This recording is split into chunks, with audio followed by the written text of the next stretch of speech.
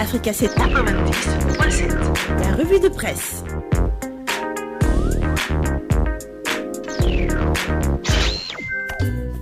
Et nous démarrons avec le numéro 100 de Solo Quotidien. Oui, Solo Quotidien a déjà 100 numéros, donc Amna Solo, comme le dit l'éditorial du journal Solo Quotidien, qui à sa une aujourd'hui revient sur les fortunes diverses pour le tandem suspecté de blanchiment de capitaux, les dessous du maintien en prison de Farba Ngom et la libération de Tahirou Sarr sur le quotidien, qui revient également sur un autre cas. Il s'agit d'Abdoukarim Gueye alias Khroum Khar, déféré dans les prochaines heures. Il a été arrêté hier à la place de l'Indépendance. L'actualité est presque dominée dans tous les journaux par cette affaire de Tahirou Sarr Farba Ngom.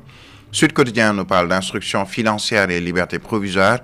Farba reste en prison, Tahirou Sarr libéré, selon le journal Sud Quotidien. Le quotidien Enquête, lui, nous parle de grands tiraillements avec la justice, tension au sommet. À la une du journal Tribune, Tahirou Sarr qui a payé libre, Farba qui a encaissé reste en prison. Une hérésie judiciaire. Yor Yorbi, lui, parle de justice et reddition des comptes. De l'espoir populaire à la désillusion judiciaire, selon le journal Yor Yorbi. L'observateur qui est revenu également sur la liberté provisoire assortie d'un contrôle judiciaire. Les secrets de la libération de Tahirou Sarr. C'est scandaleux, l'entretien de Maître Babacar Cissé qui révèle comment Farba Ngom a été retenu en prison à la toute dernière minute. Et puis Ousmane Kane, magistrat à la retraite, de dire cette situation abracadabrante. À la une de Direct News, Farba Ngom reste en prison, Tahirou Sarr libre. Les frères siamois séparés. Vox Populi qui abonde dans le même sens. Le pôle judiciaire financier, le juge leur accorde la liberté sous contrôle judiciaire. Tahirou libre. Le procureur garde Farba en prison. L'arrivée spectaculaire de Tahirou Sarr à Yoff Diamalaye au son des zikrs. Quand l'entêtement leur tient lieu d'intelligence, l'informé de mis en cause, deux sorts judiciaires. Comment Tahirou Sarr a obtenu sa libération provisoire et pourquoi Farba Ngom est maintenu en détention. Source A également avec ses fortunes diverses pour deux amigos, Farba Ngom, Tahirou Sarr et la chambre d'accusation. Le journal Le Quotidien qui lui parle des visites au Koweït et aux Émirats Arabes Unis. Diomaye et Sonko jouent au golf. C'est la troisième visite du président aux Émirats. Sonko y a été à 2 reprises. Le journal qui revient également sur le parquet ou le pôle judiciaire financier.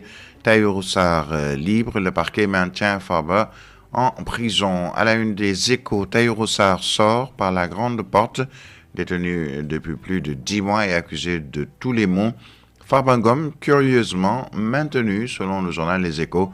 Réumi qui nous reparle de cette affaire des 125 milliards de francs CFA. Tahirou Sarr libre. Le parquet financier maintient Farba Ngom en prison. Hajj 2026, les cas de fraude signalés chez les agences non agréées, selon toujours Réumi Quotidien. Libération, lui, nous parle de braquage nocturne avec escalade des voies de fait. Excusez-moi, menace avec arme à feu et usage de moyens de locomotion, tout sur une nuit de terreur à Auchan-Tcharoy. Walf Quotidien, lui, nous revient avec l'achat de véhicules, le paiement des dettes. Le député de la précédente législature, El Malik, sur la sellette avec la photo du président de l'Assemblée nationale. Le point actu, toujours avec cette affaire des 123 milliards de francs CFA. Tahirou Sarr libéré, Farba Ngom encore en détention. Le quotidien L'Évidence, lui, revient sur la fonction publique, le grand désordre des ressources humaines. Gamou de Médina Keur Madiabel, origine et portée religieuse. Tahirou Sarr libéré, Farba Ngom toujours en détention. C'est le titre à la une du journal Le Point. Le quotidien Le Soleil, lui, nous parle de commercialisation de l'arachide. Accord entre l'État et la COPEJA. Et le quotidien Le Soleil nous revient sur l'engagement qui vise à assurer un écoulement rapide et fluide de la production nationale tout en garantissant un prix rémunérateur aux producteurs. Les exportateurs de la Confédération Les opérateurs de la filière arachide ou COPEGEJA se sont engagés à acheter et exporter entre 300 000 et 450 000 tonnes de graines d'arachide au prix plancher garanti de 305 francs CFA le kilogramme. Le quotidien LAS, en plus de l'affaire Forbangom Taïroussa, revient également sur le football avec les primes de qualification en demi-finale. Les Lions encaissent un gros chèque. Justement, parlons de sport vu par les quotidiens du jour.